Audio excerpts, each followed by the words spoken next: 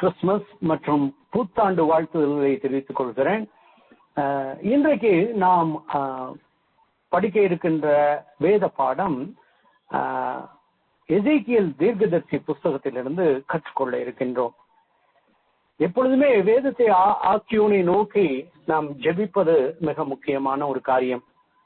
அந்த வகையிலே நாம் இந்த வேத பகுதிக்கு வேதத்தை தியானிப்பதற்கு முன்பாக சிறு ஜெபத்தை ஏறெடுப்போம். எங்களை நேசிக்கிறதான எங்கள் பரலோக பிதாவே, ஆண்டவரே, உம்முடைய குமாரனாகிய கிறிஸ்துவை எங்களுக்காக ஜீவபலியாக கொடுத்தீரே. ஆண்டவரே, அவைகளை உலகம் முழுவதும் ஆண்டவரை கொண்டாடுவதற்கும் உம்மை அறிவிப்பதற்கும் கொடுத்த வாய்ப்புகளுக்காக, ஆண்டவரை மனம் திரும்பியவர்களுக்காக உமக்கு நன்றி. இந்த சமயத்திலும் கர்த்தாவே, நாங்கள் உமக்கு எண்ணத்தை கொடுப்போம். எங்களையே ஆண்டவரே உம்முடைய பலிபீடத்திலே அர்ப்பணிக்கின்றோம். எங்கள் ஆவி ஆத்மா சரீரத்தை கர்த்தாவே இயேசு கிறிஸ்துவின் ரத்தத்தினால் தெளித்து உமக்கு ஏற்ற பலியாக மாற்றும். எப்பொழுதும் ஆண்டவரே உமது பிரசன்னத்தை வாஞ்சிக்கிறோம். கர்த்தாவே, எங்களோடு பேசும். உம்முடைய வேத வசனத்தினாலே ஆண்டவரே எங்களை கழுவி அருளும்.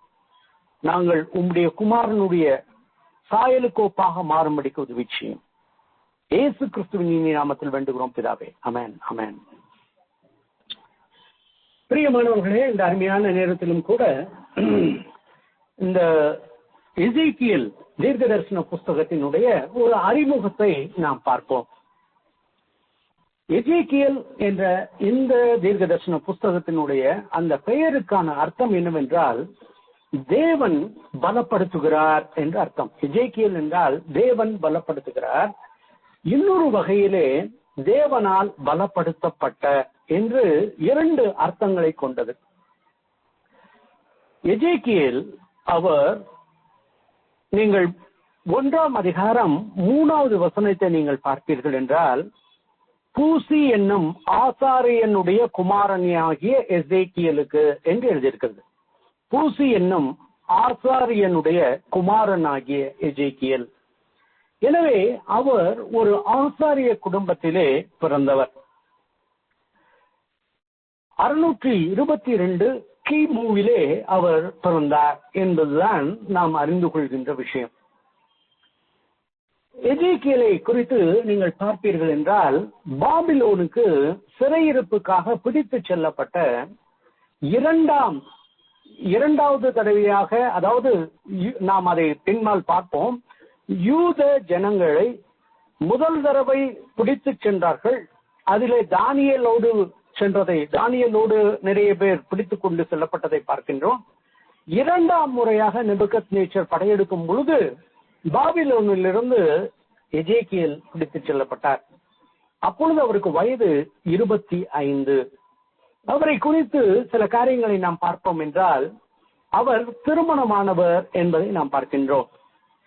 அதோடு கூட அவர் அங்கு பாபிலோனிலே ஒரு சொந்த வீட்டிலே அவர் இருந்தார் என்று பார்க்கிறோம். பிரியமானவர்களே, இன்றைக்கு நீங்கள் இதை புரிந்து கொள்ள வேண்டும் என்றால், இலங்கையிலிருந்து அகதிகள் தெற்கு மாவட்டங்களிலே வந்தார்கள். அப்பொழுது அவர்களுக்கென்று ஒரு காலனி வைக்கப்பட்டிருந்தது. அந்த காலனியில் அவர்கள் சுதந்திரமாக இருக்க முடியும். ஆனால் சில கட்டுப்பாடுகள் அவர்களுக்கு விதிக்கப்பட்டிருந்தது. அவர்கள் எங்கு சென்றாலும் சாயங்காலம் 6 மணிக்குள் வந்துவிட வேண்டும். இதே போலத்தான் இந்த சிறையிருப்புக்காக கொண்டு செல்லப்பட்ட யூதர்கள் பாபிலோன் நகரத்தினுடைய சிறிது தூரத்தில் அவர்களுக்கென்று ஒரு காலனியாக அமைக்கப்பட்டு அதிலே அவர்கள் வீடு கட்டி கொண்டு வாழ்ந்தார்கள் என்பதை பார்க்கின்றோம். எனவே பாபிலோனிலே அவருக்கு ஒரு சொந்த வீடும் இருந்தது. அதோடு கூட அவர் தேவனுடைய அழைப்பை பெற்றது 30வது வயதில். நீங்கள் வேதம் எங்கும் பார்ப்பீர்கள் என்றால், இயேசு கிறிஸ்து, அதே போல நீங்கள் நிறைய பேர்களுடைய வாழ்க்கையிலே 30வது வயதிலே தேவனுடைய ஊழியத்திற்காக அழைக்கப்பட்டதை நாம் பார்க்கிறோம். அதோடு கூட இவர் ஆசாரியருடைய குடும்பத்தில் பிறந்த ஒரு ஆசாரியராக இருந்தாலும் கூட ஒரு பரந்த அறிவுடையவராக இருந்தார். சர்வதேச உலகத்தினுடைய நிலைப்பாடுகள், அதனுடைய வரலாறுகள், கலாச்சாரத்தை குறித்த ஒரு பொதுவான அறிவு, அதோடு கூட அவரை குறித்து நாம் வாசிக்கும் பொழுது இன்னும் நிறைய காரியங்கள், இலக்கியங்களிலிருந்து கப்பல் கட்டுகிற ஒரு காரியம் வரைக்கும் அவர் அறிந்தவராக இருந்தார் என்று நாம் பார்க்கின்றோம். பிரியமானவர்களே, இவர் தன்னுடைய ஊழியத்திலே ஒரு சிறந்த ஒரு தீர்க்கதரிசியாக இருந்தார். எப்படி என்று நீங்கள் பார்ப்பீர்கள் என்றால், மிக ஆச்சரியமாக தேவனுடைய வசனத்தோடு தன்னை முழுமையாக அர்ப்பணித்து அந்த வசனத்தை அப்படியே அவர் அடையாளமாக தன்னுடைய வாழ்க்கையில் செய்து காண்பித்தார். இது மற்ற தீர்க்கதரிசிகள் செய்திருந்தாலும் அவர்களை காட்டிலும் மிகவும் மிகவும் அதிகமாக தன்னுடைய வாழ்க்கையில் அதை அப்படியே நடித்து அடையாளமாக காண்பித்தவர் எஜேக்கியேல் என்பது நாம் பார்க்கின்றோம். பிரியமானவர்களே, இக்காலத்திலே ஊழியர்களுடைய வாழ்க்கை அவர்களுடைய ஊழியத்திற்கும் வாழ்க்கைக்கும் சம்பந்தம் இல்லாமல் இருக்கிறதை பார்க்கின்றோம். இது ஒரு துக்ககரமான விஷயம். தேவன் எந்த ஒரு அழைப்பிற்காக அழைத்தாரோ அந்த அழைப்பிற்கு தக்கபடி வாழ்ந்து அந்த வேத வசனத்தை பிரசங்கிப்பதோடு மாத்திரமில்லாமல் தங்களுடைய வாழ்விலும் காணச் செய்வது மிகப்பெரிய ஒரு அவசியம். இது எஜேக்கியேலுடைய வாழ்க்கையினுடைய மிக சிறப்பான ஒரு காரியம். பிரியமானவர்களே, இன்னும் உங்களுக்கு தொடர்ந்து செல்கிறேன். எஜேக்கியேலும் தானியேலுக்கும் ஒரு என்ன சம்பந்தம் என்று பாருங்கள். எஜேக்கியேல் சிறையிருப்பிலே பாபிலோனில் தான் அவர் அழைப்பை பெற்றார். அவர் யூதாவில் இருக்கும் பொழுது அவர் தேவனுடைய ஊழிய அழைப்பை பெறவில்லை. ஆனால் சிறையிருப்புக்கு சென்ற பின்பு அவர் ஊழிய அழைப்பை பெற்றார். எனவே சிறையிருப்பில் இருக்கிறவர்கள் மத்தியிலே அவர் ஊழியம் செய்தார். சிறையிருப்பிற்கு சென்றவர்கள் 70 வருடம் அந்த சிறையிருப்பின் காலத்தை தாண்டிய பின்புதான் அவர்கள் யூதாவிற்கு திரும்ப அழைத்து வரப்படுவார்கள் என்பதை எரேமியாவின் மூலம் தேவன் மிக திட்டமும் தெளிவுமாக சொல்லிவிட்ட காரணத்தினாலே எஜேக்கியேலினுடைய காலத்திலே அவர் சிறையிருப்புக்கு சென்ற பின்பு பாபிலோனுக்கு திரும்பவில்லை என்பதுதான் உண்மை. அதோடு கூட நீங்கள் பார்ப்பீர்கள் என்றால் அவர் 597 கிமு 597 பாபிலோனுக்கு அவர் அழைத்து செல்லப்பட்டார். கைதியாக ஒரு சிறையிருப்பின் கைதியாக அவர் அழைத்து செல்லப்படுகிறார். இது அவர் அங்கு சென்ற பின்புதான், அவர் 597வது வருடம் அவர் செல்கின்றார். அதன் பின்பு 11 வருடங்கள் கழித்துதான் 586 கிமு 586 எருசலேம் ஆலயம் இடிக்கப்படுகிறது. பிரியமானவர்களே, எருசலேம் முழுமையாக அழிக்கப்படுவதை நாம் பார்க்கின்றோம். எனவே எஜேக்கியேல் சிறையிருப்பில் இருக்கிறவர்களுக்கு மாத்திரமில்லாமல் சிறையிருப்பில் இருந்து கொண்டு எருசலேமில் இருக்கிறவர்களுக்கும் அவர் தரிசனத்தின் மூலமாக கண்டவற்றை தீர்க்க தரிசனமாக உரைத்தார். எஜேக்கியேல் பாபிலோனுக்கு வருவதற்கு முன்பாக 9 வருடங்களுக்கு முன்பாக தானியேல் பிடித்து செல்லப்பட்டார். அப்படின்னா முதல்ல தானியேல் பிடித்து செல்லப்படுகிறார். 9 வருடங்கள் கழித்து எஜேக்கியேல் இரண்டாவது ஒரு டீமை பிடித்துக் கொண்டு செல்லப்படுகிறார்கள். ஒரு 10,000 பேர்கள் அவர்களோடு எஜேக்கியேலும் கூட அங்கு செல்வதை பார்க்கின்றோம்.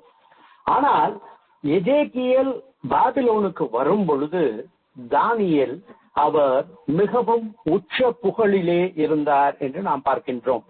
14வது அதிகாரம் எஜேக்கியேல் 14வது அதிகாரத்திலே பாருங்கள். 14 நீங்கள் பார்ப்பீர்கள் என்றால், அப்பொழுது நோவா, தானியேல், யோபு ஆகிய இம்மூன்று புருஷரும் அதன் நடுவில் இருந்தாலும் என்று சொல்கின்றார். அப்படி என்றால் சிறையிருப்பிலே தானியேல் மிகவும் ஒரு உயர்ந்த ஒரு புகழை பெற்றிருந்தார், அறியப்பட்டவராக இருந்தார் என்று பார்க்கின்றோம். 20வது வசனத்திலும் கூட நோவாவும் தானியேலும் யோபும் என்று சொல்லப்படுகிறதை பார்க்கின்றோம். எனவே தானியேல் மிகவும் புகழ் பெற்று தேவ மனிதனுடைய சாட்சியை பெற்று தேவ முற்பிதாக்களோடு அவருடைய பெயர் இணைக்கப்படுவதை பார்க்கின்றோம். என்ன ஒரு பாக்கியம் அல்லவா! நாம் எங்கு வேலை பார்த்தாலும் ஒரு தேவனை அறியாத ஒரு தேசத்திலே நாம் இருந்தாலும் நாம் இருக்கின்ற இடங்களிலே தேவ ஜனங்கள் மத்தியிலே நமது பெயர் முற்பிதாக்களோடு இணைத்து தேவனால் பேசப்படும் அளவிற்கு பக்தி உள்ளவரான ஒரு வாழ்க்கையை, வைராக்கியமான வாழ்க்கையை நாம் வாழ்கிறோமா என்பதை நாம் யோசித்து பார்க்க வேண்டும். இந்த கேள்விக்கு நமது பதில் என்ன என்று யோசித்து பார்ப்போம். பிரியமானவர்களே, அதே சமயத்திலே எஜேக்கியேல் தானியேலை அங்கு சந்தித்திருப்பார், அடிக்கடி சந்தித்திருப்பார் என்பதும் வேத வல்லுநர்கள் சொல்கின்றார்கள். தானியேலோ அரண்மனையிலே இருந்தார், எஜேக்கியேலோ அவர்களுக்காக ஒதுக்கப்பட்ட அந்த இடத்திலே அவர்கள் இருந்தார்கள் என்று நாம் பார்க்கின்றோம். தொடர்ந்து முன் செல்வோம். எஜேக்கியேலும் மற்றும் எரேமியாவையும் நாம் பார்த்துக் கொள்வோம். எரேமியா எஜேக்கியேலை விட வயதானவர்.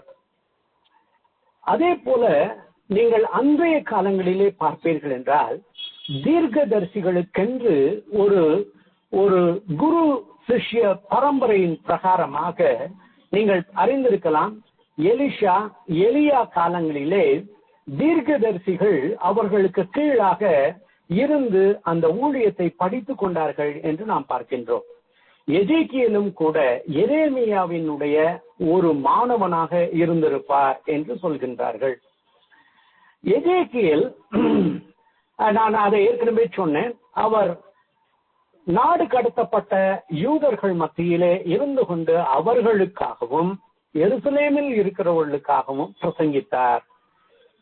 முக்கியமாக எஜேக்கியேல் வரப்போகிற அழிவின் நிச்சயத்தை, யூதாவிற்கு தேவன் தண்டனையாக தரப்போகின்ற ஒரு தண்டனையினுடைய நிச்சயத்தை அவர் அறிவித்தார். ஏனென்றால் நாம் பார்த்தோம் அல்லவா, எஜேக்கியேல் பாபிலோனுக்கு சென்று 11 வருடங்கள் கழித்த பின்புதான் எருசலேம் பட்டணம் முழுமையாக அது தீக்கிரையாக்கப்படுவதை நாம் பார்க்கின்றோம். எனவே அங்கு அவர் இருந்தாலும் கூட அழிவை, தன்னுடைய ஜனங்கள், தன்னுடைய தேசம் அழியக்கூடாது என்பதற்கு மிகவும் உண்மையும் உத்தமமாக ஊழியம் செய்தவர் எஜேக்கியேல். பிரியமானவர்களே, நாம் ஒருவேளை வேறு வேறு தேசங்களுக்கு வேலைகளின் நிமித்தமாக கடந்து செல்லலாம், நாமோ நமது பிள்ளைகளோ நமது உறவினர்களோ. ஆனால் ஒன்று மாத்திரம் நீங்கள் வைத்துக் கொள்ளுங்கள், நீங்கள் எங்கு பிறந்து கர்த்தரில் வளர்க்கப்பட்டீர்களோ அந்த இடத்தினுடைய ஜனங்களின் க்ஷேமத்திற்காக, அந்த பட்டணங்களுக்காக நீங்கள் தொடர்ந்து ஜெபிப்பது மாத்திரம் அல்ல, உங்களால் முடிந்த ஊழியத்தை நீங்கள் தவறாமல் செய்கிறவர்களாக இருக்க வேண்டும். இதை எஜேக்கியேலினுடைய காலத்திலே நாம் பார்க்கின்றோம். எஜேக்கியேல் இங்கு வரப்போகிற காரியங்களை, அழிவை குறித்து அவர் பிரசங்கித்துக் கொண்டிருக்கும் பொழுது எரேமியா யூதேயா, அதாவது எருசலேம் பட்டணத்தில் இருந்து கொண்டு அவர் வரப்போகிற காரியங்களை அறிவித்துக் கொண்டிருந்தார். இருவரும் தங்களுடைய, ஒருவர் தன்னுடைய தேசத்திற்குள் இருந்து கொண்டே வரப்போகிற அழிவை குறித்து கண்ணீரோடு அவர் சொல்லிக் கொண்டிருந்ததை பார்க்கின்றோம். ஒருவர் நாடு கடத்தப்பட்டு ஒரு புற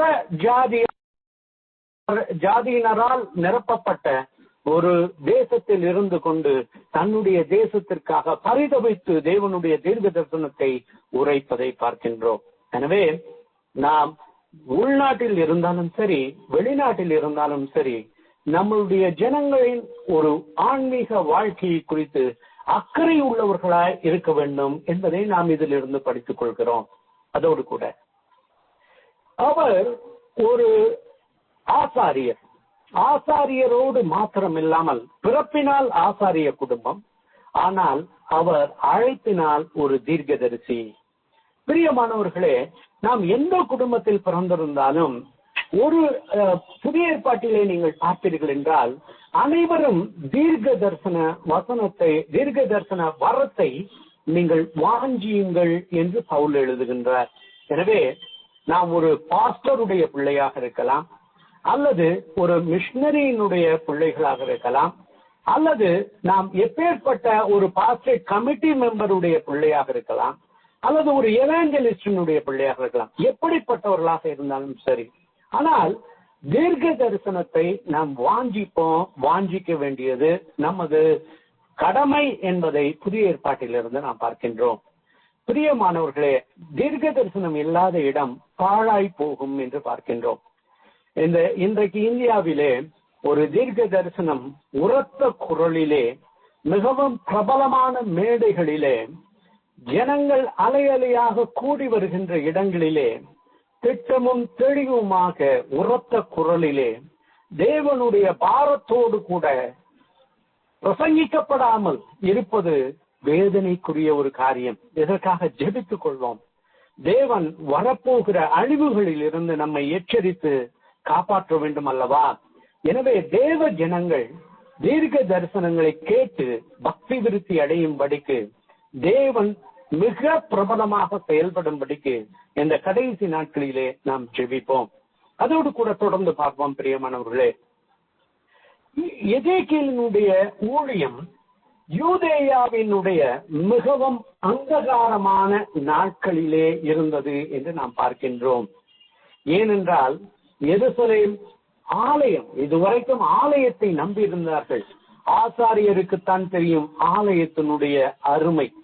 ஆனால் அந்த ஆலயமும் தேவனால் கைவிடப்பட்டு தீக்கிரையாக்கப்படுவதையும், அந்த பட்டணம் முழுவதும் அழிக்கப்படுவதையும் பார்க்கிறோம். இது மிக ஒரு இருட்டான ஒரு நாட்கள், அவர்களுடைய வரலாற்றிலே மிகவும் கருப்பான நாட்கள் என்று நாம் சொல்ல முடியும். அந்த நாட்களிலே மிகவும் உண்மையும் உத்தமமாக ஊழியம் செய்தார் என்பதை பார்க்கிறோம். எனவே நாம் சமாதானத்தின் நாட்களில் மாத்திரமல்லாமல் நமது தேசத்தின், நமது முக்கியமாக கிறிஸ்தவனுடைய பக்தர்களினுடைய இக்கட்டான சமயங்களிலும் கூட தேவனுக்காக நாம் தொடர்ந்து ஊழியம் செய்வதை நாம் விட்டுவிடக் கூடாது. தொடர்ந்து பாருங்கள். நேபுகத்நேசர் எருசலேமை 3 பகுதிகளாக 3 முறை அவர் ஒன்றன் மேல் ஒன்றாக வந்து அவர் அழித்தார் என்பதை நாம் பார்க்கின்றோம். முதலாவதாக எப்பொழுது வந்தார் என்று பார்த்தீர்கள் என்றால், நேபுகத்நேசர் கிமு 605 வருடம், கிமு 605 வருடம் யெகோயாக்கீம் அவர் இருக்கும் பொழுது படையெடுத்து வந்து யெகோயாக்கீமையும் அவர்களோடு கூட தானியேல் மற்றும் அவர்களது நண்பர்களையும் அவர் பிடித்துச் சென்றார் என்று பார்க்கின்றோம். அதோடு கூட 5 வருடங்கள் கழித்து, 5 வருடங்கள் ஆல்மோஸ்ட் ஒரு 8 வருடங்கள் கழித்து கிமு 597 இரண்டாம் முறையாக நீங்கள் பார்ப்பீர்கள் என்றால், யெகோயாசின் அவர்களுடைய சமயத்திலே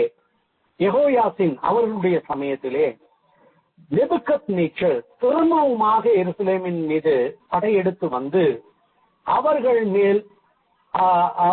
மேல் வந்து அவர்களை பிடித்து செல்கின்றார். அதில் 10,000 பேர்கள் பிடிபட்டு அழைத்துச் செல்லப்படுகிறார்கள்.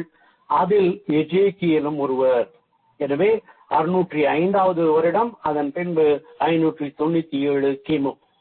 அதன் பின்பாக நீங்கள் பார்ப்பீர்கள் என்றால் 586 வருடம், ஆல்மோஸ்ட் அனதர் 11 வருடங்கள் கழித்து நேபுகத்நேசர் மிக அதிக நாட்கள் முற்றுகையின் கீழ் எருசலேம் மிகவும் கொடுமையாக பாதிக்கப்பட்டு அதன் பின்பாக அது அழிக்கப்படுவதை நாம் பார்க்கின்றோம். பிரியமானவர்களே,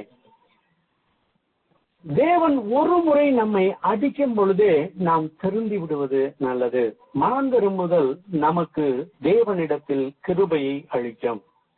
எனவேதான் மனம் திரும்பி தனது பாவத்தை அறிக்கை செய்கிறவன் இரக்கம் பெறுவான் என்று நாம் வசனத்திலே வாசிக்கின்றோம். ஆனால் 605 யூதா மனம் திரும்பி இருக்கலாம். ஒருவேளை ஒரு முறை நடந்த காரியத்தில் அவர்கள் மனம் திரும்பாமல் போயிருந்தாலும் கூட 597 கிமுவிலே அவர்கள் மனம் திரும்பி இருக்கலாம். ஆனால் அழிவை சந்திக்கும்படிக்கு அவர்கள் மனதை கடினப்படுத்திக் கொண்டதுதான் வேதனை.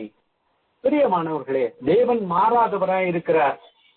நான் எப்பொழுதுமே சபை ஊழியங்களிலே நான் இருக்கும் பொழுது சொல்லக்கூடிய வார்த்தை, நீங்கள் முதலாவதாக தேவனிடத்திலிருந்து நேரடியாக தேவ வசனத்தின் மூலமாய் அவர் குரல் கேட்டு மனம் திரும்புவது மிக நல்லது.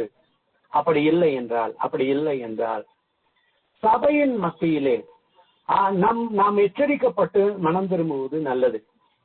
அப்படியும் இல்லை என்றால் தேவன் நமக்கு அந்நியர்கள் மூலமாக நமக்கு புத்தி சொல்லும் பொழுது வெட்கத்தோடு மனம் திரும்புவது நல்லது.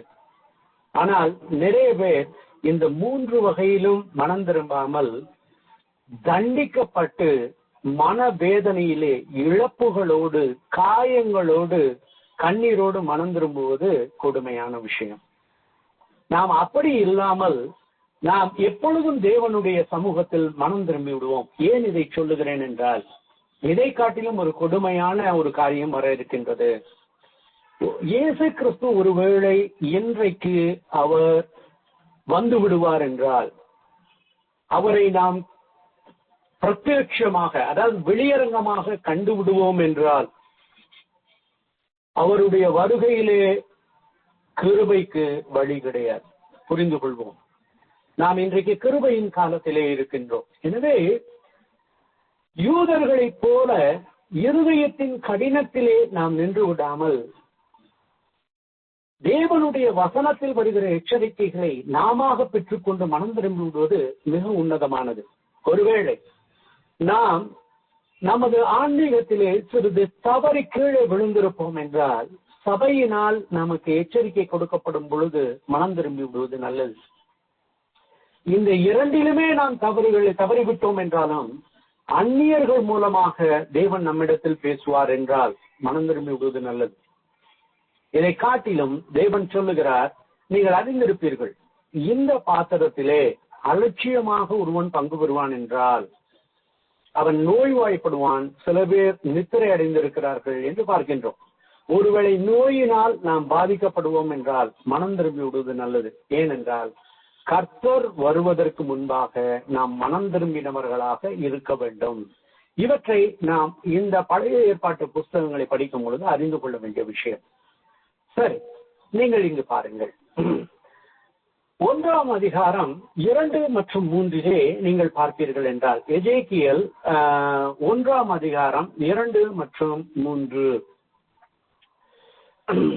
அது யோயாக்கீன் ராஜாவுடைய சிறையிருப்பின் 5ஆம் வருஷமாயிருந்தது. அந்த 5ஆம் தேதியிலே கல்தேயர் தேசத்தில் உள்ள கேபார் நதி அண்டையிலே பூசி என்னும் ஆசாரியனுடைய குமாரனாகிய எசேக்கியேலுக்கு கர்த்தருடைய வார்த்தை உண்டாகி, அங்கே கர்த்தருடைய கரம் அவன் மேல் அமர்ந்தது என்று பார்க்கின்றோம். எனவே அவருடைய ஊழியத்தை தேவ வசனத்தினால் அவர் பிரசங்கிப்பதற்கு ஆரம்பிப்பதற்கு தேவனுடைய கரம் அவர் மேல் அமர்ந்தது என்று பார்க்கின்றோம். பிரியமானவர்களே, தேவனுடைய அழைப்பை பெறாமல் ஊழியம் செய்வது ஒரு வகை, ஆனால் அழைப்பை பெற்று ஊழியம் செய்வது இன்னொரு வகை. எல்லோரும் ஊழியம் செய்ய அழைக்கப்பட்டிருக்கிறோம். ஆயினும் கூட தேவனுடைய கரம் நம்மை நினைப்பது மிகவும் உன்னதமானது. வாஞ்சிப்போம், நமது பிள்ளைகளுக்கும் நமது காலங்களிலேயும் தேவனே என்னை உம்முடைய ஊழியத்திற்கு அழைக்க மாட்டீரா என்ற ஏக்கத்தோடு கூட தேவனுடைய ஆவியானவர் நம் மேல் அமர்ந்து நமக்கு தாங்க முடியாத ஒரு பாரத்தை கொடுத்து அதன் மூலமாக ஊழியத்திற்கு ஓடி வருவதற்கு உதவி செய்யும்படிக்கு வேண்டுவோம். எசேக்கியேல் மற்றும் தானியேல் இருவரும் சமமான வயதுடையவர்கள். அதோடு கூட அவர்கள் எரேமியாவை காட்டிலும் 20 வயது சிறியவர்கள் என்று வேத வல்லுநர்கள் சொல்கின்றார்கள். இதோடு தொடர்ந்து பார்ப்போம். எசேக்கியேல் 622 கிமு 622 அவர் பிறக்கிறார். அதோடு 592 கிமு 592 ஆரம்பித்து கிமு 570 வரை அவர் கிட்டத்தட்ட 22 வருடங்கள் அவர் ஊழியம் செய்கின்றார். பிரியமானவர்களே, 22 வருடங்கள் எழுதப்பட்டதுதான் எஜேக்கியேலினுடைய புஸ்தகம். நாம் அடிக்கடி யோசிப்போம், மிஷனரிகளுடைய வாழ்க்கையிலும் கூட அவர்களுடைய வாழ்க்கையிலே ஒரு 50 வருடங்கள் அவர்கள் மேக்சிமம் ஊழியம் பண்ணிருக்கலாம். சில பேர் 30, 35, 40 வருடங்கள் ஊழியம் செய்திருக்கலாம்.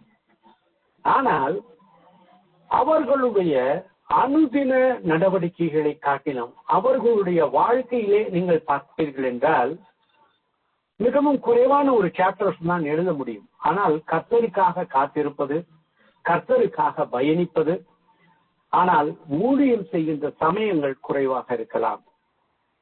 பெரியமானவர்களே, யோசித்து பார்ப்போம். நானும் கூட நேற்றுக்கு இந்த கிறிஸ்துமஸ் நாட்களிலே அல்நாவர், சௌதத்தி, ஹுப்பள்ளி போன்ற இடங்களிலே தேவன் ஊழியம் செய்வதற்கு நமது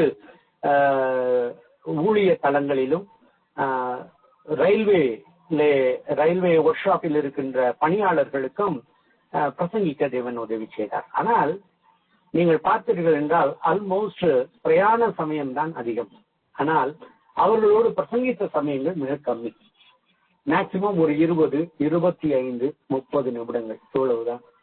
ஆனால் அதற்காக செலவழிக்கின்ற சமயம் கர்த்தருக்காக காத்திருந்து தேவனுடைய வார்த்தையை புரிந்து கொள்ளும்படிக்கு, ஜனங்கள் நன்றாக புரிந்து கொண்டு தேவனிடத்தில் வரும்படிக்கு ஜெபிப்பது மிக முக்கியமானது. எனவே வாழ்க்கையிலே நீங்கள் பார்க்கும் பொழுது ஊழியத்தினுடைய அளவு குறைவாக இருந்தாலும் ஊழியத்திற்காக தன்னை தயார்படுத்திக் கொள்வது, கர்த்தரிடத்தில் காத்திருப்பது, பிரயாணிப்பது என்பது மிக அதிகமான ஒரு காரியமாக இருக்கும். ஆனாலும் நாம் தொடர்ந்து ஓடி ஓடி உழைப்பதற்காகத்தான் அழைக்கப்பட்டிருக்கிறோம். இதை மறந்துவிடக்கூடாது. தொடர்ந்து செல்வோம் பிரியமானவர்களே. இவர் 560 கிமு 560 மரித்தார் என்று நாங்கள் பார்க்கின்றோம். அப்படி என்றால் இவருடைய வயது எவ்வளவு இருக்கும்? 62 வயது. பிரியமானவர்களே, 25 வயதிலே ஊழியத்தை ஆரம்பித்து 62 வயதிலே அவர் மரித்து விடுவதை பார்க்கின்றோம். ஆயினும் அவருடைய ஊழியத்தை இன்று வரை தேவன் 1000 ஆண்டுகள் கழித்து நம்மிடத்திலே இன்று நமக்கு கொடுத்திருக்கிறார். எவ்வளவு அருமையான ஒரு விஷயம். நாம் ஊழியம் செய்வது மாத்திரமல்ல, நமது காலங்கள் கடந்த பின்பும் தேவனுடைய வருகை தாமதிக்குமானால் அன்று வரைக்கும் நமது ஊழியங்கள் மற்றவர்களுக்கு பிரயோஜனமாக எடுத்துச் செல்லப்படுவது மிக முக்கியமானது. அதோடு கூட எசேக்கியேலுடைய புஸ்தகத்திலே பார்ப்போம், தீர்க்க தரிசனம் மற்றும் எச்சரிப்பு. இதுதான் எசேக்கியேலுடைய புஸ்தகத்திலே நாம் பார்க்கிறோம். இதை எங்கிருந்து அவர் செய்தார்? பாபிலோனில் இருந்து செய்தார். சரி, எப்பொழுது? 593 571, கிமு 593 571. அவர் ஜனங்களுடைய விக்கிரக ஆராதனை, அசுத்தமான வாழ்க்கை, நன்றியற்ற தன்மை, இவைகளுக்கு விரோதமாக அவர் பிரசங்கித்தார், முகமுகமாக பிரசங்கித்தார். அதோடு கூட அவர்களுக்காக கொடுக்கப்படுகின்ற கடைசி வாய்ப்பிலே அவர்கள் மனம் திரும்புவதற்கு அழைத்தார். அவர்கள் மனம் திரும்புவதற்கு அவர் எதிர்கால ஒரு நம்பிக்கையையும் அவர்கள் மத்தியிலே வைத்தார். இதைத்தான் நாம் பார்க்கின்றோம். சரி, இவர் எந்த வகையிலே தன்னுடைய ஊழியத்தின் முறைமைகள் எப்படி இருந்ததுன்னு பார்க்கலாம். இவர் தீர்க்க தரிசனங்களை சொன்னார். தீர்க்க தரிசனங்களை அவர் சொன்னார். அதோடு கூட பேரபிள்ஸ் என்று சொல்லுவோம் என்றால் உவமைகள், ஒப்பு உண்மைகள் மூலமாக அவர் சொல்வதை பார்க்கின்றோம். சயின்ஸ், அடையாளங்கள் மூலமாக அவர் செய்ததை பார்க்கின்றோம். அதன் பின்பாக அவர் தன்னுடைய வாழ்க்கையிலேயே அதை நாடக வடிவிலே அவர் செய்து காண்பித்தார். இது அவர் சிறையிருப்பிலே கொண்டு செல்லப்பட்ட ஜனங்கள் மத்தியிலே அவர் இதை செய்து காண்பித்தார். பிரியமானவர்களே, இந்த புஸ்தகத்தினுடைய ஒரு அவுட்லைனை நாம் பார்ப்போம். அவுட்லைன், இந்த அவுட்லைனிலே நீங்கள் பார்த்தீர்கள் என்றால் ஏற்கனவே நான் உங்களிடத்தில் சொன்ன காரியங்கள் இருக்கிறது. இதில் கடைசியாக நீங்கள் பாருங்கள், இந்த இடத்திலே இருக்கின்றது பாருங்கள்.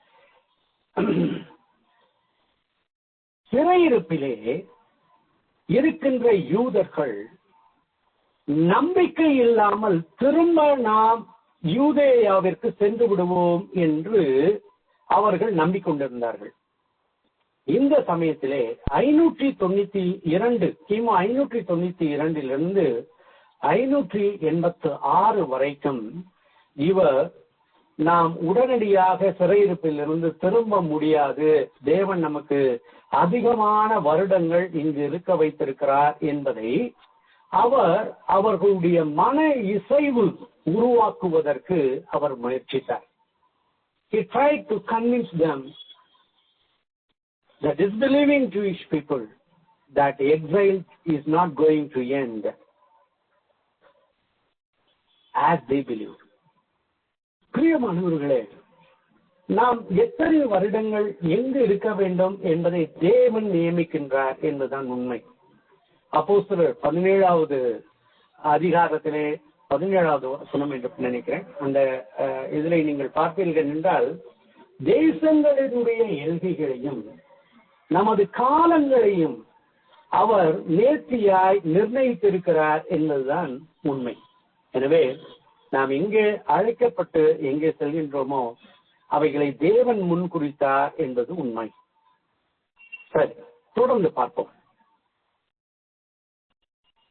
எசேக்கியேல் 1-3 வரைக்கும் நீங்கள் பார்த்தீர்கள் என்றால், ஆசாரியனாகிய எசேக்கியேல் அவருடைய ஆசாரியத்துவத்திலே அவர் அழைக்கப்படுகிறது, திரும்பவும் அவர் வைக்கப்படுகிறதை பார்க்கின்றோம். எப்படி?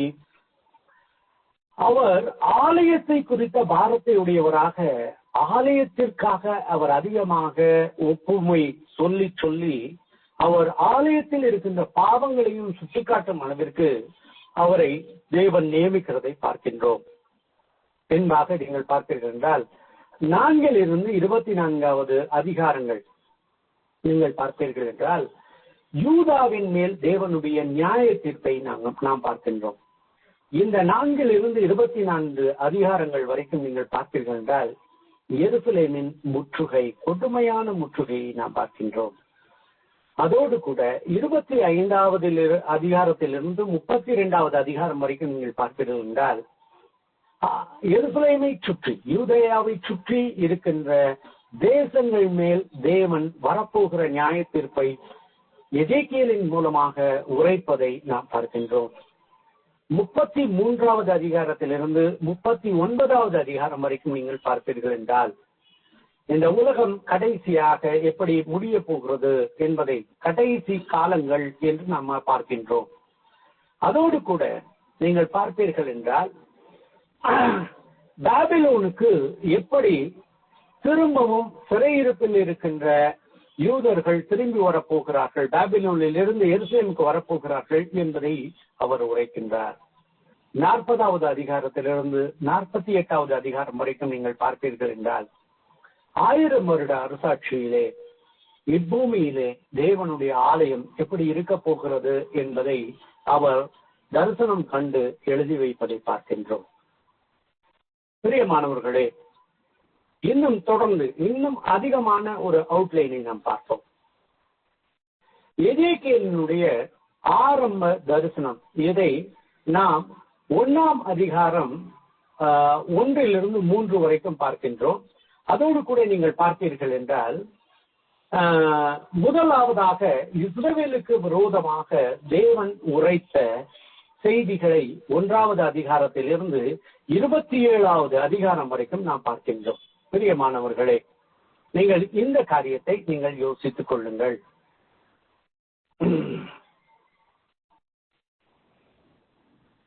1வது அதிகாரத்திலிருந்து 27வது அதிகாரம் வரைக்கும் இஸ்ரேலுக்கு விரோதமான வாக்குகள் என்பதை நாம் பார்க்கின்றோம்.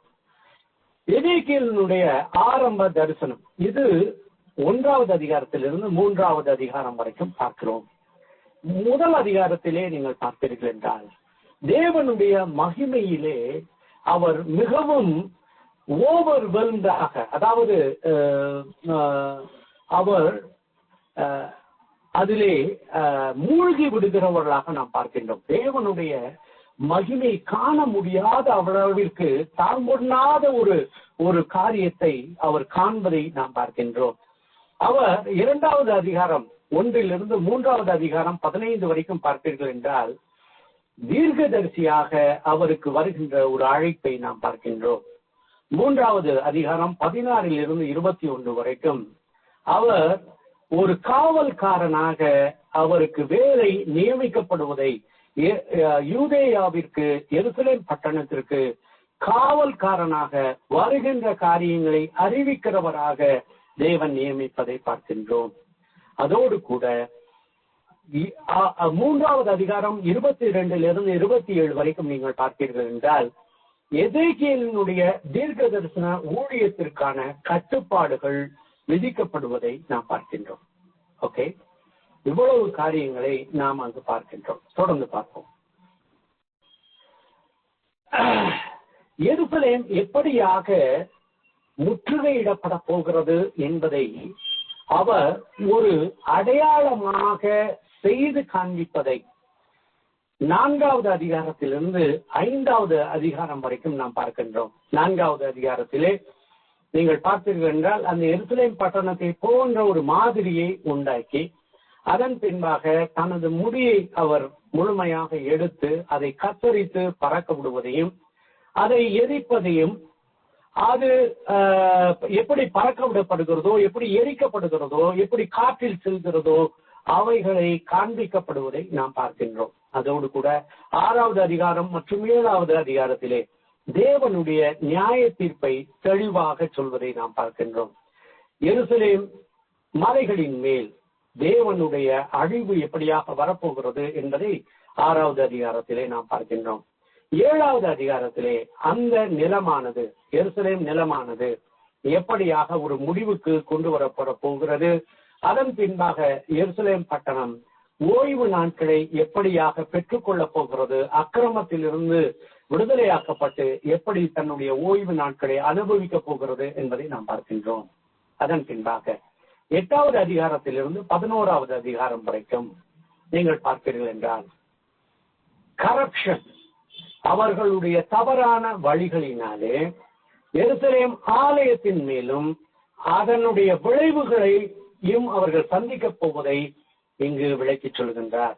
எருசலேம் ஆலயத்திலே விக்கிரக வழிபாடு நடத்தப்படுகின்ற கொடுமையான காரியத்தை தரிசனத்தின் மூலமாக எருசலேமுக்கு சென்று அவர் அங்கு காண்பவைகளை உரைப்பதை பார்க்கின்றோம். எவ்வளவு கொடுமையான காரியம்! பிரியமானவர்களே, இதை வாசிக்கும் பொழுது எனக்கு மிகவும் பயங்கரமாக இருந்தது. நானும் ஒரு ஒரு ஒரு ஆசாரியமான ஒரு அந்நிய குடும்பத்திலிருந்து பிறந்தவன், எனக்கு தெரியும். ஆனால் அந்த ஆலயத்திற்குள் இருக்கின்ற காரியங்களை அப்படியே அவர் சொல்லும் பொழுது எனக்கு சிறு வயது ஞாபகங்கள் வந்தன. ஆனால் அப்படிப்பட்ட ஒரு ஆலயமாக தேவன் இருக்கக்கூடிய ஆலயத்தை மாற்றி விட்டார்கள் என்று பார்க்கும் பொழுது நான் மிகவும் உண்மையிலேயே என் மனசு ரொம்ப படபடுத்தது. நான் பரிதவித்தேன் என்று சொல்ல முடியும். ஆனால் நாம் ஒன்றை புரிந்து கொள்ள வேண்டும் பிரியமானவர்களே, கட்டிடத்தால் கட்டப்பட்ட ஆலயம் அதுவும் அல்ல, அதை காட்டிலும் நம் இருதயத்தின் ஆலயத்திலும் கூட தேவன் அல்லாமல் வேறு என்னென்ன விக்கிரகங்களினால் நம்மை நிரப்பி இருக்கிறோம் என்பதை நாம் பார்த்துக் கொள்வோம். இது எச்சரிக்கை. தேவன் சொல்கிறார் அல்லவா, இந்த பூமியிலே நீங்கள் சேர்த்து வைக்காதிருங்கள், உங்கள் ஆஸ்தி எங்க இருக்கிறதோ அங்கு உங்களுடைய மனம் இருக்கும் என்று சொல்கின்றார். ஆனால் நமது ஆஸ்தி வரக்கூடிய பரலோகம்தான், பரலோகத்தில் கிடைக்கப் போவீர்கள் தான் என்பதை நாம் மனதில் வைத்துக் கொள்வோம். ஒருவேளை அப்படி இல்லாமல் நாம் இவ்வுலகத்தை மேன்மையாக நினைப்போம் என்றால் திரும்ப சொல்லுகிறேன், நாம் விக்கிரக ஆராதகர்களாக நம் இதயத்தில் நாம் போற்றி புகழ்ந்து வைத்திருக்கக்கூடிய மனிதர்களையோ பொருட்களையோ ஆராதிப்பவர்களாக மாறிவிடுவோம். நமது இதயத்தில் தேவன் நிரம்பி இருக்க வேண்டும். நாம் தேவனை ஆராதிக்கிறவர்களாக இருக்க வேண்டுமே ஒழிய விக்கிரக ஆராதனை செய்கிறவர்களாக இருக்கக்கூடாது. தொடர்ந்து பார்ப்போம் பிரியமானவர்களே. 10வது அதிகாரத்திலே நீங்கள் பார்க்கிறீர்கள் என்றால் தேவனுடைய மகிமை, தேவன் நியமித்த, தேவன் வாசம் பண்ணின அந்த ஆலயத்திலிருந்து விலகுகிறதை நாம் பார்க்கின்றோம். துக்ககரமான விஷயம். தேவனால் அவருடைய ஆலயமே கைவிடப்படுவதை பார்க்கின்றோம். எனவேதான் புதிய ஏற்பாட்டிலே சொல்கிறது, நீங்கள் தேவனுடைய ஆலயமாய் இருக்கிறீர்கள் என்றும் தேவன் உங்களிடத்தில் வாசமாய் இருக்கிறார்கள் என்றதையும் நீங்கள் அறியீர்களோ. ஒருவேளை நீங்கள் தேவனுடைய ஆலயத்தை நீங்கள் பாழாக்கினால் தேவன் உங்களை அழித்து போடுவார் என்று நாம் வாசிக்கின்றோம். பிரியமானவர்களே, எச்சரிக்கையாக பார்ப்போம்.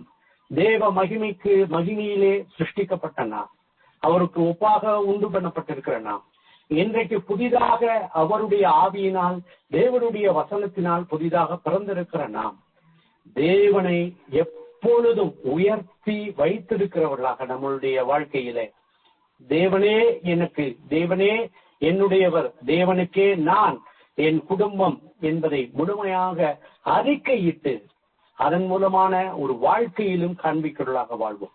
தொடர்ந்து பார்ப்போம். எருசலேமின் மேல் நியாய தீர்ப்பினுடைய நிச்சயம், தேவனுடைய நியாய தீர்ப்பின் நிச்சயத்தை 11வது அதிகாரம் 1 14 வரைக்கும் அவர் சொல்கின்றார். அதோடு கூட 11வது அதிகாரம் 15 21 வரைக்கும் பார்ப்பீர்கள் என்றால், சிறையிருப்பில் இருக்கிறவர்கள் திரும்பவும் எருசலேமிலே எப்படியாக திரும்ப ஸ்தாபிக்கப்படுவார்கள் என்பதை அவர் விளக்குகின்றார். கடைசியாக 11வது அதிகாரம் 22 25 வரைக்கும் தான் கண்ட அந்த தரிசனத்தினுடைய ஒரு ஒரு ஒரு இறுதியை, முத்தாய்ப்பை அவர் சொல்லி முடிக்கின்றார். சரி, நீங்கள் பார்க்கிறீர்கள் 12வது அதிகாரத்திலே எருசலேமின் சிறையிருப்பு, இதை அவர் ஒரு அடையாளமாக காண்பிக்கின்றார். எப்படி காண்பிக்கின்றார்? 12வது அதிகாரம், நீங்கள் 12வது அதிகாரம் 1 16 வரைக்கும் நீங்கள் பார்க்கிறீர்கள் என்றால், தேவன் அவரிடத்தில் சொல்லுகின்றார், அவருடைய வீட்டை பூட்டிக் கொண்டு சுவற்றிலே ஒரு துளையிட்டு அதிலே தனக்கு தன்னுடைய எல்லா விதமான சாமான்களையும் கட்டிக்கொண்டு யாருக்கும் தெரியாமல் சாயங்கால சமயத்திலே தப்பிச் செல்கிறவர்களாய், திருட்டுத்தனமாய் தப்பிச் செல்கிறவனை போல் நீ செய்து காண்பி என்று சொல்கின்றார். அவர் அப்படி செய்து காண்பிக்கும் பொழுது ஜனங்கள் என்னவென்று கேட்கும் பொழுது, எருசலேம் பிடிபடுகின்ற நாட்களிலே நீங்கள் சிறையிருப்புக்கு செல்லும் பொழுது இவ்விதமாய் செல்வீர்கள் என்பதை அவர்களுக்கு காண்பிக்கும்படி செய்கின்றார். அடுத்ததாக நீங்கள் பாருங்கள், அவருக்கு தேவன் மிகவும் அளவு முறையிலே உணவை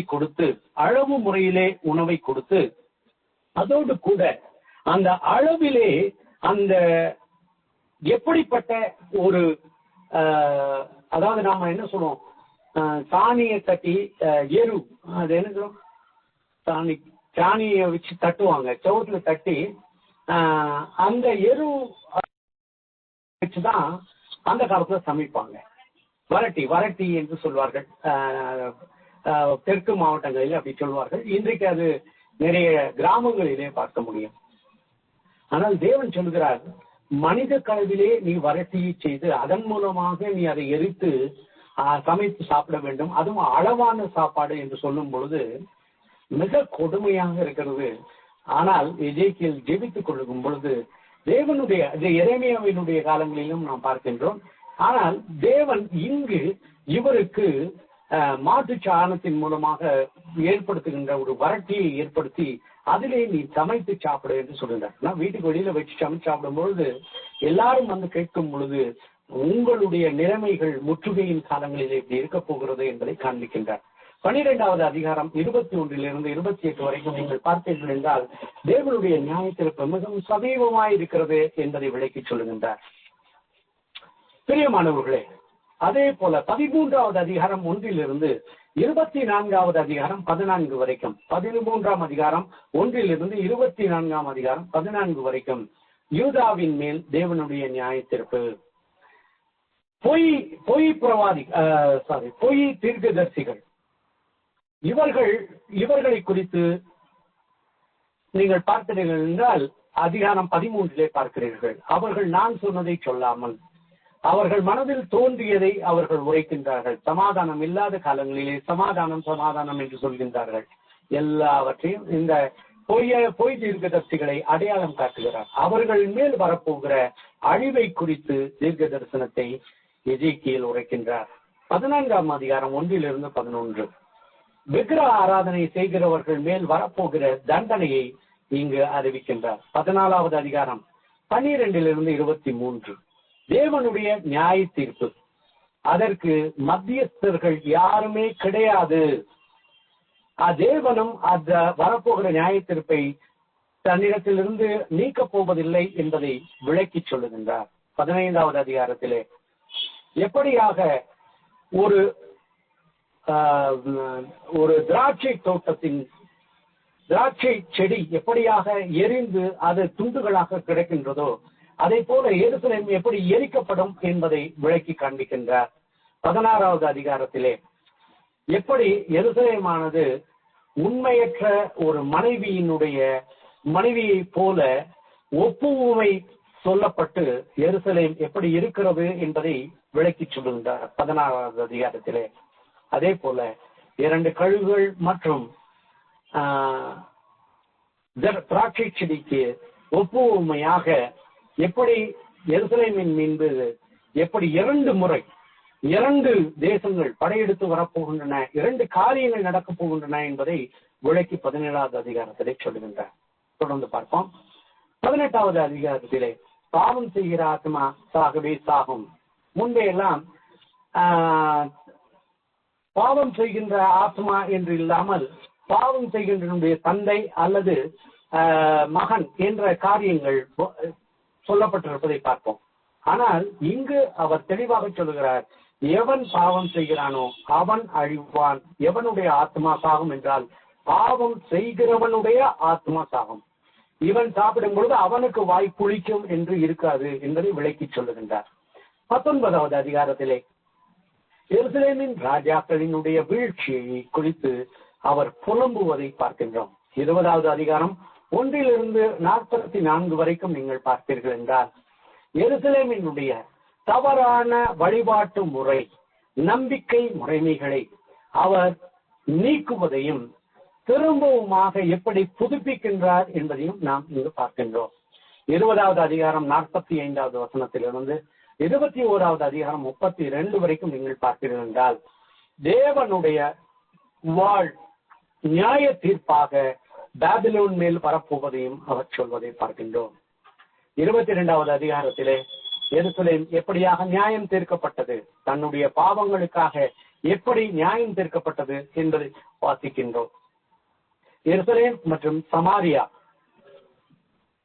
ஒரு தவறான நடத்தையுள்ள ஒரு சகோதரிகளை காண்பிக்கின்ற வகையிலே தேவன் ஒப்புமை செய்து காண்பிக்கின்றார். 23வது அதிகாரத்திலே 24வது அதிகாரம் 1 - 14 வரைக்கும் எப்படி எருசலேம் தீயினால் சமைக்கப்படும் என்பதை அவர் காண்பிக்கின்றார். 24வது அதிகாரத்திலே 15 - 27 வரைக்கும் மிக துக்ககரமான ஒரு விஷயம். எசேக்கியேலுடைய மனைவி மரிக்கின்றார். அதற்கு நீ துக்கப்படக்கூடாது, மௌனமாயிரு என்று சொல்கின்றார். அப்பொழுது எருசலேமினுடைய வீழ்ச்சியினுடைய செய்தி அவரை வந்தடைகின்றது. அப்பொழுது தேவன் சொல்லுகின்றார், உன் கண்ணுக்கு பிரியமானவளை நீ இழப்பது போல இன்றைக்கு எருசலேம் விழுந்து விட்டது என்பதை இந்த செய்தியை அங்கிருந்து தப்பி வருகிறவன் மூலமாக அவருக்கு உரைக்கப்படுவதை கேட்கின்றோம். எவ்வளவு வேதனை பாருங்கள் பிரியமானவர்களே. மனைவியோ கணவனோ மரிப்பது என்பது மிக கொடுமையான காரியம். எல்லோரும் மனைவி இறக்கும் பொழுது இறந்து விடுவது நல்லது, அல்லது கணவன் இறக்கும் பொழுது இறந்து விடுவது நல்லது என்ற ஒரு காரியம் எல்லோருடைய இதயங்களிலும் உண்டு. ஏனென்றால் ஒரே சரீரத்தினுடைய பாதி மரிப்பது மிக கொடுமை. ஆனால் அந்த ஒரு கொடுமையை அனுபவித்துக் கொண்டிருக்கும் பொழுது அவனுடைய வாழ்க்கையிலே அந்த துக்கத்தையும் கூட தேவன் தன்னுடைய துக்கமாக உரைக்கின்றதை நாம் பார்க்கின்றோம். பிரியமானவர்களே, தேவனுடைய ஊழியக்காரனுடைய வாழ்க்கையினுடைய துக்கமும் கூட தேவனுடைய துக்கமாக மாற்றப்படுகின்ற உன்னதமான பணியை எசேக்கியேலுடைய வாழ்க்கையிலே பார்க்கின்றோம். இதை வாஞ்சித்தாலும் கூட கிடைக்காது. அவ்வளவு ஒரு மிக உயர்ந்த ஒரு காரியத்தை எசேக்கியேல் மூலமாக தேவன் செய்வதை பார்க்கின்றோம். தொடர்ந்து பார்ப்போம். பிரியமானவர்களே, சுற்றி இருக்கிற தேசங்களுக்கு விரோதமாக வரக்கூடிய காரியங்களை நாம் பார்க்கின்றோம். பிரியமானவர்களே, நன்றாக பார்த்துக் கொள்ளுங்கள். இது யூதேயா என்று சொல்வீர்கள் என்றால், இது யூதேயா என்று சொல்வீர்கள் என்றால், அம்மான் இங்கு இருக்கிறது, மோவாப், ஏதோம், பிலிஸ்தியா, இது கிளாக் வைஸ்ல, அதாவது கடிகார சுற்றினுடைய பாதையிலே இருக்கின்ற தேசங்களுக்கு விரோதமாக வரக்கூடிய நியாய தீர்ப்பை அவர் தீர்க்க தரிசனமாக உரைக்கின்றார். இதை நாம் 25வது அதிகாரத்திலிருந்து 32வது அதிகாரம் வரைக்கும் நாம் பார்க்கின்றோம். 26 தீருவுக்கு விரோதமாக தேவன் உரைக்கின்ற காரியம், தீரு எப்படி அழிக்கப்படும், தீருவிற்கான ஒரு புலம்பல், தீருவின் ராஜாவுக்கு எதிரான ஒரு தீர்க்க தரிசனம், இவைகளை நாம் பார்க்கின்றோம். பிரியமானவர்களே, இது ஒரு இதே காரியங்களை ஒரு எப்படி சொல்வது, இதே காரியங்களை நாம் ஒரு ஒரு அட்டவணையாக இங்கே கொடுத்திருக்கிறேன். இவைகளை நீங்கள் பார்த்துக் கொள்ளுங்கள். 1வது அதிகாரத்திலே அவர் காண்கின்ற காரியம் பறக்கின்ற ஒரு தெய்வ சிம்மாசனம். அதன் பின்னாக எஜேக்கியல் தேவனுக்கு விரோதமாக இருக்கின்ற வீட்டை தேவனிடத்தில் அழைக்கின்ற அழைப்பு. அதோடு கூட தேவனுக்கு எப்படியாக ஒரு சிறையிருப்புக்கு 4 வகையிலே அவர் அதை ஒரு நாடகமாக அவர் நடத்தி காண்பிப்பதை பார்க்கின்றோம். இது எப்படி ஏற்படுகிறது? 6வது அதிகாரத்திலே அவர்களுடைய அதாவது என்ன சொல்றது, ஐடல் வர்ஷிப், விக்கிரக ஆராதனை, அது எப்படி முடிவுக்கு கொண்டு வருகிறது என்று பார்க்கிறோம். அப்புறம் ஆலயத்திலே அருவருப்பு, அதன் பின்பாக உண்மையானவர்களுக்கு மேல் போடப்படுகின்ற அடையாளம், இவைகளை நாம் பார்க்கின்றோம். இந்த சமயத்திலே 8-9வது அதிகாரத்திலே தேவனுடைய மகிமை ஆலயத்திலிருந்து விலகுகிறதை நாம் பார்க்கின்றோம். அதோடு கூட நீங்கள் பார்ப்பீர்கள் என்றால் எப்படி நடுக்கத்தோடு கூட தன்னுடைய சாமான்களை சுமந்து கொண்டு பயந்து போகின்ற ஒரு காரியத்தை அவர் நடத்தி காண்பதை பார்க்கின்றோம். ஐயோ, அதாவது பொய் தீர்க்கதரிசிகளுக்கு விரோதமாக ஐயோ, தவறான தலைமைத்துவம், அதன் பின்பாக உபயோகமற்ற திராட்சை செடி, உண்மையற்ற மனைவி, அதே போல 2 கழுகுகளுக்கு ஒப்புமை காண்பித்து, அதன் பின்பாக தனி நபர்களின் மேல் தேவன் காண்பிக்க போகின்ற நியாய தீர்ப்பை குறித்து, பிரபுக்கள், அவர்களை ஆண்ட பிரபுக்களின் மேலாக ஒரு புலம்பல், அதன் பின்பாக எப்படி இஸ்ரவேலினுடைய உண்மையற்ற தன்மையும் தேவனுடைய இரக்கமும், அதன் பின்பாக எப்படி தேவனுடைய பட்டயம் வரப்போகிறது என்பதை பார்க்கிறோம். எருசலேமினுடைய பாவங்கள், சகோதரிகள் ஓஹாலா, ஒஹலிபா, அதாவது சமாரியா மற்றும் யூதேயாவினுடைய இருவரினுடைய தேவனை விட்டு மற்ற தேவர்களோடு அவர்கள் செய்த விபச்சாரங்கள், அதன் பின்பு கொதிக்கின்ற பானை, எஜேக்கியலுடைய மனைவி, இவைகளை பார்க்கின்றோம். இதில் அவர் உழைக்கின்றார், நீங்கள் மனம் திரும்புவீர்கள் என்றார். அவர் கிளீனா சொல்றார், நீங்கள் மனம் திரும்புவீர்கள் என்றார். தனிப்பட்ட ஒவ்வொருவருடைய மனம் திரும்புதலும் அவர்களுக்கு அவர்களுடைய உயிர் பிச்சையாக கொடுக்கப்படுவதை அங்கு பார்க்கின்றோம். அந்த எப்படிப்பட்ட பாவங்களினாலே வரப்போகிற நியாயத்திற்கு என்பதை பார்க்கின்றோம். 1வது அதிகாரத்திலிருந்து 27வது வரைக்கும் நாம் எருசலேமின் மேல் வரக்கூடிய நியாயத்தீர்ப்பை இங்கு நாம் பார்க்கின்றோம். அதன் பின்பாக எருசலேமை சுற்றி இருக்கிற தேசங்கள், அப்புறம் தீரு, சிடான் என்ற காரியங்களிலே நாம் பார்க்கின்றோம். இவர்களுக்கு விரோதமாக வரப்போகிற காரியம், யூதாவிற்கு தேவன் அளிக்கின்ற ஒரு நம்பிக்கை, வரப்போகிற நம்பிக்கையை குறித்து சொல்வதை பார்க்கின்றோம். 29வது அதிகாரம் 1 எகிப்து எப்படியாக எகிப்துக்கு விரோதமான ஒரு தீர்க்க தரிசனம், எசேக்கியேல் எப்படியாக ஒரு காவல் காரணமாக நியமிக்கப்படுகிறார். 34வது அதிகாரத்திலே ஒரு நல்ல மேய்ப்பனாக கிறிஸ்து முன் குறிக்கப்பட்டு சொல்லப்படுவதை பார்க்கின்றோம். அதனால அதே போல சீடு மலை, அதன் பின்பாக உலர்ந்த எலும்புகள், எப்படி தேவன் 2 கட்டைகளை ஒன்றிணைத்து கட்டுவதன் மூலமாக யூதேயா மற்றும் இஸ்ரவேலை தேவன் எப்படியாக ஒரே ஜனமாக திரும்ப கட்டப்போகிறார் என்பதை காண்பிக்கின்றார். அப்புறம் கோக் மாகாக், இவர்களுடைய இவர்களுக்கு விரோதமான தீர்க்க தரிசனம், எருசலேம் ஆலயத்தை குறித்த ஒரு தரிசனம், எருசலேம் ஆலயம் திரும்பவுமாக தேவனுடைய மகிமையினால் நிரப்பப்பட போகிற காலங்கள், எருசலேம் ஆலயத்திலிருந்து புறப்படுகின்ற நீர் எப்படியாக பெருகி முழங்கால் அளவு, முட்டளவு, பின்பு முழுகுகிற அளவிற்கு பாய போகிறது என்பதை பார்க்கிறோம். அப்புறம் 47வது அதிகாரத்திலே தேவன் கொடுக்க போகிற இன்ஹெரிட்டன்ஸை நாம் பார்க்கின்றோம்.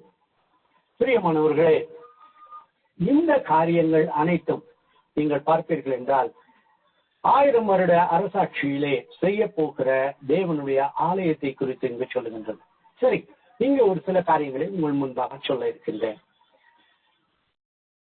மோசேக்கு தேவன் பரலோகத்தில் இருக்கின்ற ஆலயத்தின் வடிவமைப்பை காண்பித்து அதற்கு ஒப்புமையாக நீ கூடாரத்தை கட்டு என்று சொல்கின்றார். அப்போ பரலோகத்தில் ஒரு ஆலயம் இருக்கிறது, அது கூடார வடிவமைப்பிலே இங்கு செய்யப்படுவதை பார்க்கின்றோம்.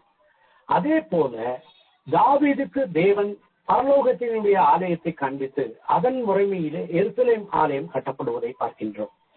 இது அப்பொழுது நடந்தது. அதன் பின்பாக நெபுகத்நேச்சரினால் அந்த ஆலயம் அழிக்கப்படுவதையும் திரும்பவும் அது நீங்கள் பார்த்தீர்கள் என்றால் எஜ்ரா நெகேமியா காலங்களிலே திரும்ப கட்டப்படுவதை பார்க்கின்றோம். அதன் பின்பு ஏரோதும் அதை கட்டுகின்றார். அது இயேசு கிறிஸ்துவின் நாட்களிலே அப்படிப்பட்ட ஒரு ஆலயமாக இருக்கிறது. அந்த ஆலயத்தை குறித்து நாம் வாசிக்கின்றோம். அதன் பின்பு நீங்கள் பார்த்தீர்கள் என்றால் அந்த ஆலயமும் ரோம சக்கரவர்த்தியினால் அழிக்கப்படுவதை பார்க்க 2வது முறை ஆலயம் அழிக்கப்படுகிறது. சரியா? 3வது முறை ஒரு ஆலயம் வரப்போகிறது, அது கட்டப்படும். அதிலே அருவருப்பை பாழாக்குகிறவன் வருவான். அப்பொழுது இயேசு கிறிஸ்து வந்து அழித்து அந்த ஆலயம் திரும்ப சுத்தம் செய்யப்படுவதையும் இயேசு ஆழப்போகிறதையும் நாம் பார்க்கின்றோம். இதன் பின்பு இந்த உலகம் அழிந்த பின்பு புதிய வானம் புதிய பூமி தான் தேவனுடைய ஆலயமாக இருக்க போகிறது. அப்பொழுது பரலோகத்தில் இருக்கின்ற தேவன் புதிய ஆலயத்தில், அதாவது புதிய பூமி புதிய வானம் படைக்கப்பட்ட புதிய எருசலேம் பட்டணத்திலே அவர் ஆலயமாக இருக்க போகின்றார், நமது மத்தியிலே வாசம் பண்ண போகின்றார். இதுதான் கடைசி ஆலயம்.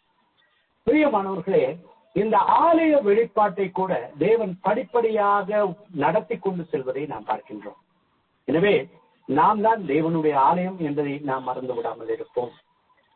சரி, அதன் பின்பாக நான் ஏற்கனவே சொன்ன பிரகாரம் தான் எப்படியாக எகிப்தின் மேல் வரப்போகிற அழிவு, எப்படி சீதோன் மேல் வரப்போகின்ற அழிவு, இவைகளை பார்க்கின்றோம். அப்புறம் எருசலேமுக்கு மேல் ஒரு புலம்பல், பார்வோவினுடைய ஆயுதங்கள் எப்படி உடைக்கப்பட போகின்றன, லெபனானின் உடைய அது என்ன சேதார் மரங்களுக்கு என்ன சொல்லுவோம் தமிழ்ல, தேவதாரு மரங்கள் எப்படியாக வெட்டப்படுகிறதோ அதே போல பார்வோன் வெட்டப்படுவதையும் பார்வோனுக்கு மேல் ஒரு புலம்பலையும், எப்படி பார்வோன் மரித்தவர்கள் மத்தியிலே அவன் அனுப்பப்படுவான் என்பதையும் நாம் பார்க்கின்றோம். சரி, இந்த வாரத்திலே நான் உங்களோடு கூட சமயத்தினுடைய முடிவினாலே இவைகளை சொல்லி முடிக்கின்றேன். வருகின்ற வாரத்தில் இருந்து நாம் இதை தொடர்ந்து பார்ப்போம். பிரியமானவர்களே, நாம் வாசித்த காரியங்களை சிறிது நினைப்பில் வைத்துக் கொள்ளுங்கள். தேவனுடைய ஜனம் என்பதனாலே பாவத்தில் வாழ்வதற்கோ பாவத்தில் நாம் தொடர்ந்து செல்வதற்கோ நாம் அழைக்கப்பட்டவர்கள் இல்லை. ஒருவன் பாவம் செய்தால் என்று நாம் வாசிப்போம் என்றால், புதிய ஏற்பாட்டிலே ஒருவன் தொடர்ந்து பாவம் செய்வான் என்றால் அதுதான் இஃப் ஹி கண்டினியூஸ் இன் சின் என்று எச்சரிக்கின்றார். நாம் பாவம் செய்கிறோம் என்ற ஒரு எண்ணம் வருமானால் அது தேவனை விட்டு விலகுவதோ, தேவனுக்கு உண்மையற்ற தன்மையிலே இருப்பதோ, தேவனை தவிர்த்து உலகத்தினுடைய காரியங்களில் நாம் வாழ்ந்து விடுவதோ, நமது கஷ்டமான காலங்களிலே தேவனுடைய வார்த்தைகளுக்கு மனம் திரும்புவதோ, இவைகள் எல்லாவற்றிலும் நாம் ஜாக்கிரதையாக கவனம் கொடுப்போம். நமது வாழ்க்கையினுடைய ஒரு சிறு சிறு காரியங்களிலும் நாம் மிகவும் கவனம் கொடுப்போம் என்றால் நாம் தப்பிக்க முடியும். எனவே வருகிற வாரத்திலே 33வது அதிகாரத்திலிருந்து 48வது அதிகாரம் வரை உள்ள காரியங்களையும் இன்னும் நாம் எசேக்கியேல் தீர்க்க தரிசன புஸ்தகத்தில் இருந்து நமது வாழ்க்கைக்கு வேண்டிய சில பாடங்களையும் கற்றுக்கொள்வோம். ஜெபிப்போமா. எங்களை நேசிக்கிறதானே எங்கள் பரலோக பிதாவே, அருமையான இந்த சாயங்கால வேலைக்காக உமக்கு நன்றி. ஆண்டவரே, நீர் தீர்க்க தரிசன புஸ்தகங்களை எங்களை கண்டித்து உணர்த்துவதற்கும், ஆண்டவரே எங்களை ஆண்டவரே பாவ உணர்வில் நடத்தி மனம் திரும்ப செய்வதற்கும் நீர் அழைத்திருப்பதற்காக நன்றி. ஆண்டவரே, மிகப்பெரிய ஊழியம் உம்முடைய ஊழியம். சிறையிருப்பிலும் கூட முணுமுணுக்காமல் தன்னுடைய ஆசாரிய பதவி, அதிலே ஆலயமே அழிக்கப்பட போகிற ஒரு காரியத்தில் இருந்தாலும் பரலோக ஆலயத்தை கண்டு அதற்கு ஜனங்கள் தங்களை தயார்படுத்திக் கொள்ள வேண்டும் என்ற ஒரு ஆசாரியனுக்கு ஒரு மிகப்பெரிய பாரத்தை கொடுத்து தீர்க்க தரிசனமாக நீர் உரைத்ததற்காக நன்றி. தேவனே, உம்முடைய மகிமையை நீர் அவருக்கு காண்பித்து உமக்கு நன்றி. ஆண்டவரே, நாங்கள் தொடர்ந்து எங்களுடைய வாழ்க்கை பாடங்களை ஒவ்வொரு முறையும் நாங்கள் தீர்க்க தரிசன புஸ்தகங்களை வாசிக்கும் பொழுது, நான் இப்படி இருக்கின்றேனா, என்னில் இந்த பாவம் இருக்கிறதா, நான் எப்படியெல்லாம் மனம் திரும்ப வேண்டும், ஆண்டவரே உம்மை நோக்கி நான் எப்படி ஓடி வர வேண்டும் என்பதை தேவன் எங்களுக்கு காண்பிப்பீராக. அந்த கல்வாரி சிலுவையை நோக்கி நாங்கள் ஓடி வந்து கண்ணீரினால் உம் பாதம் கழுவி உம்முடைய மன்னிப்பை நாங்கள் ஏற்றுக்கொண்டோமே, அது எங்களுடைய வாழ்க்கையினுடைய அனுதின அனுபவமாக மாற்றும். தினமும் புதுப்பிக்கப்படுகிறவர்களாய், பரிசுத்தத்தின் மேல் பரிசுத்தம் அடையவர்களாய், நீதியின் மேல் நீதியை பெறுகிறவர்களாய் நாங்கள் உமக்கு உண்மை உள்ளவர்களாய் மாறுவதற்கு உதவி செய்யும். ஆண்டவரே, தொடர்ந்து வழி நடத்தும். இயேசு கிறிஸ்துவின் நாமத்தில் வேண்டுகிறோம் பிதாவே, ஆமென். Thank you uncle. இந்த நேரத்திலும் அருமையாக புஸ்தகத்தை கொடுத்திருக்காங்க, நன்றி. அப்புறம் இந்த அடுத்ததாக ஒரு சிறிய ஒரு கொஸ்டின் ஆன்சர் செஷன் இருக்கு. யாராவது ஏதாவது கொஸ்டின்ஸ் இருந்தா நீங்க அங்கிள் கிட்ட கேட்கலாம் தாராளமாக. இது உங்களுக்குரிய செஷன். அங்கிள், உங்களுக்கு ஏதாவது இந்த கொஸ்டின்ஸ்ல இந்த செஷன், அதாவது எசேக்கியேல் புஸ்தகத்தை குறித்ததான எந்த ஒரு கொஸ்டின்ஸ் ஏதாவது இப்போ இருந்ததுன்னா நீங்க அங்கிள் கிட்ட நீங்க தாராளமா கேட்கலாம்.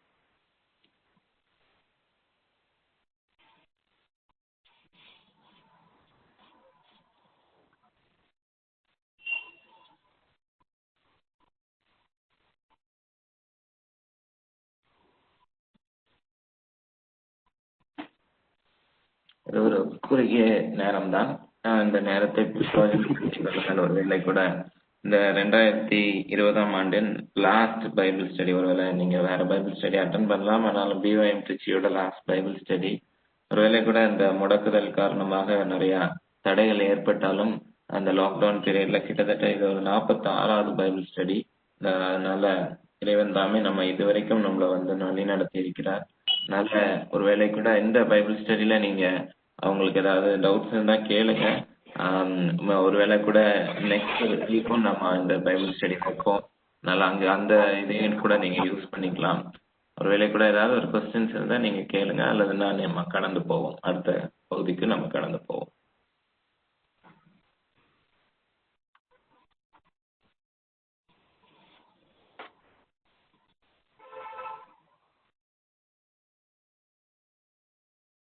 உங்க கொஸ்டின்ஸ் சாட் ரூம்ல கூட நீங்க போஸ்ட் பண்ணலாம். சாட் ரூம்ல ஏதாவது ஒரு கொஸ்டின் சின்ன ஷார்ட்டா இருந்தா கூட நீங்க போடலாம். சின்ன ஒரு இது என்ன சொல்றது, ரொம்ப இதா இருக்குன்னு நினைக்காதீங்க, சில்லியா இருக்கு இதெல்லாம் கேள்வியா அப்படின்லாம் நினைக்காதீங்க, போஸ்ட் பண்ணலாம்.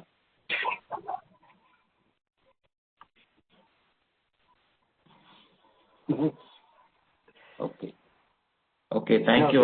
நன்றி. இதோட நம்ம இந்த ரொம்ப நன்றி.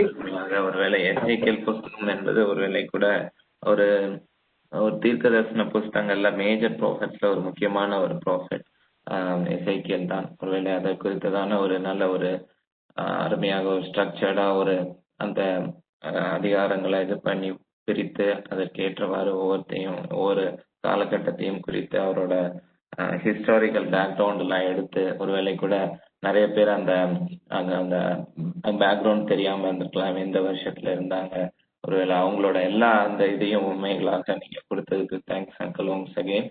அடுத்த வாரம் எதிர்பார்க்கிறோம். அடுத்த வாரத்திலையும் இதோட கண்டினியூஷன் இருக்கும் என்று ஒரு சில அறிவிப்புகள் மட்டும் கூறி இந்த கூடுகையை நாம் நிறைவு செய்வோம். 2 அறிவிப்பு தான் இருக்கு. ஒண்ணு வந்து முதலாவதாக வருகின்ற ஞாயிற்றுக்கிழமை, அதாவது புது வருடம் 2021 3ஆம் தேதி ஒரு ரிவைவல் மீட் இருக்கிறது.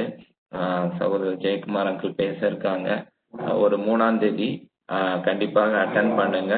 மாலை 6 மணிக்கு ஜூம் வழியாக வாயிலாக இது வந்து ஒளிபரப்பப்படும். நீங்க அந்த இதுலயும் நீங்க கலந்து கொள்ளுமாறு நான் கேட்டுக்கொள்கிறேன்.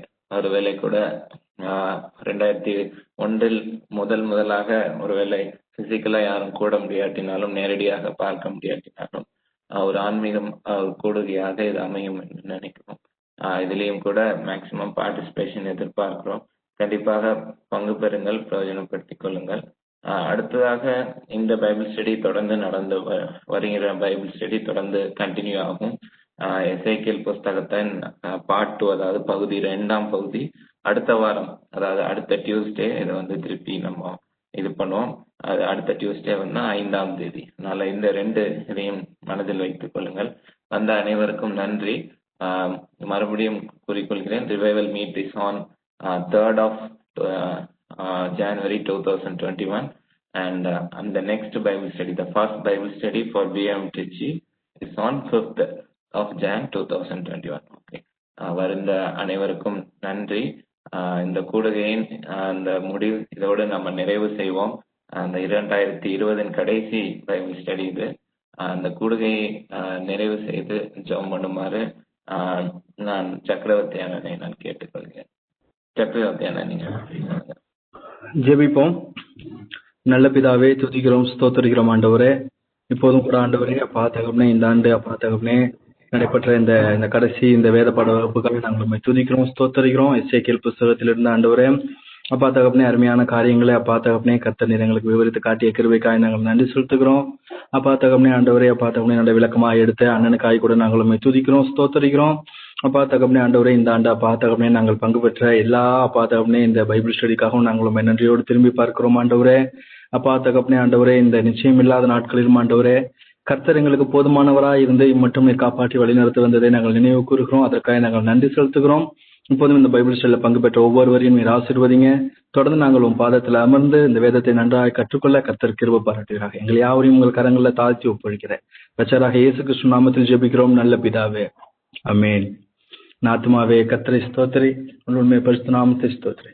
நாத்துமாவே கர்த்தரை ஸ்தோத்திரி, அவர் செய்த சகல உபகாரங்களையும் மறவாது. ஆமென், ஆமென். தேங்க்யூ டா. தேங்க்யூ அண்ணன். அனைவருக்கும் பங்கு பெற்ற அனைவருக்கும் அட்வான்ஸ் நியூ இயர் விஷஸ், புத்தாண்டு வாழ்த்துக்கள். ஒருவேளை கூட இந்த 2020ஆம் ஆண்டு ஒருவேளை ஒரு 3-4 மாதங்கள் ஒருவேளை முடக்குதல் காரணமாக நிறைய காரணங்களால் ஹெல்த் இஷ்யூஸ், பேண்டமிக் இந்த ரீசன்ஸ்னால ஒருவேளை கூட நம்ம ஒருத்தர் சந்திக்காம கூட போயிருந்திருக்கலாம். இருந்தாலும் கூட கடவுள் நம்மளை காத்து வழிநடத்தி இருக்கிறார். கடவுளுக்கு தாமே நன்றி செலுத்துவோம்.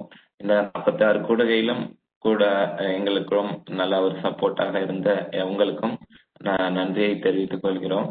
On behalf of BOMTG, we thank you all and advance happy new year wishes to all. Thank you.